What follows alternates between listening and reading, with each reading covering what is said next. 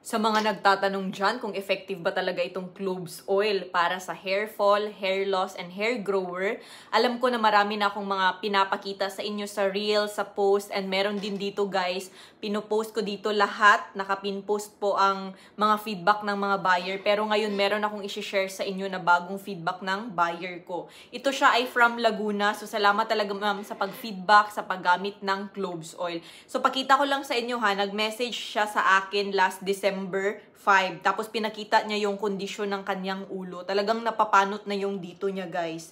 Tapos nag-order siya sa akin and pinadalahan ko siya. Na-receive niya kasi sa Luzon siya. Mga 5 days yan ang arrival. Kasi nga Davao City ako. Na-receive niya December 13. Tapos ginamit niya kaagad. Nag-message siya sa akin. Sabi niya, ito, ma'am, first try, marami siyang buhok na natatanggal. Take note ha, sa mga bumibili sa akin, lalo na yung mga masyado pang weak ang buhok, normal lang talaga na during application or bago pa, may mga sumasabay or medyo marami ang sumasabay guys. Kaya sinasabi ko na huwag lang makabahan at importante mababad talaga yung cloves oil sa ating scalp, like mga 1 to 2 hours or mas maganda 2 hours kung meron kang time.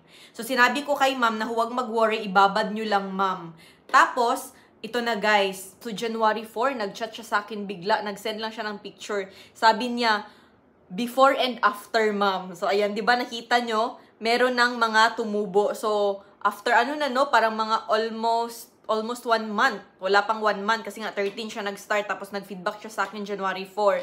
So kaya kanina, Today is February 12, kinamusta ko si ma'am kasi nilista ko doon na kukumustahin ko siya mga second week of February. Sabi ko sa kanya, hi ma'am, kamusta? Nadagdagan po ba ang growth? Para ma-check natin if anong condition ngayon. So ayun na nga guys, nag-send siya sa akin at talagang super natuwa ako, na-shock ako, na-amaze ako guys. Habang nag-workout ako kanina, sinend ni ma'am sa akin, ito na ang progress. Sabi niya, ayan na po siya ma'am. Tingnan nyo guys ha, ang difference. From kitang-kita ang anit na panot na, ang laki na dito. Tapos, ang rami ng buhok ngayon. Yung cloves po, after maligo ko lang ina-apply. So, ito naman guys, ang cloves oil.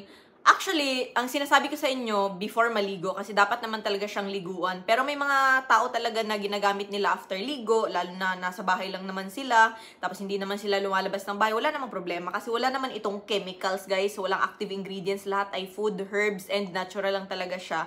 So, walang problema kung after ligo, ilalagay nyo, tapos nasa bahay lang kayo. Sinasabi ko lang talaga na ang instruction ko dito is, i-apply siya bago maligo, tapos ibabad. Para kapag naligo ka na, so, pag lumabas ka or may work ka, so hindi kasi siya pwedeng i-apply tapos lalabas ka kasi syempre oil tapos prone ka sa alikabok tapos mainit, so dapat before ligo talaga. So walang problema naman kung nasa bahay ka lang tapos i-apply mo siya after maligo, mas matagal maibabad at hindi naman mabigat sa ulo mo kung sobrang tagal mo na siyang naibabad, so okay lang. Sabi ko kay ma'am, mabuti naman ma'am at sinabayan mo nyo ng multivitamins kasi ang hair problem ay resulta yan kapag may concern tayo sa body or nagkulang ng nutrients, etc.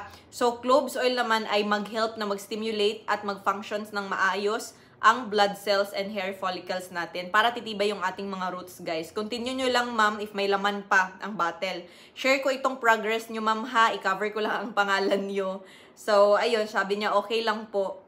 Ayan. So, sa may mga problema dyan sa buhok, bawal maarte kasi ito siya, hindi siya mabango, hindi din naman siya mabaho. Home remedy tayo guys. Yung mga nilalagay natin like using aloe vera, using coconut oil, using gata ng niyog, using onion juice, using castor oil, using mga ganyan-ganyan. Ganun lang po talaga ito. Ito ay, ano ko talaga to, yung personal ko na hair care.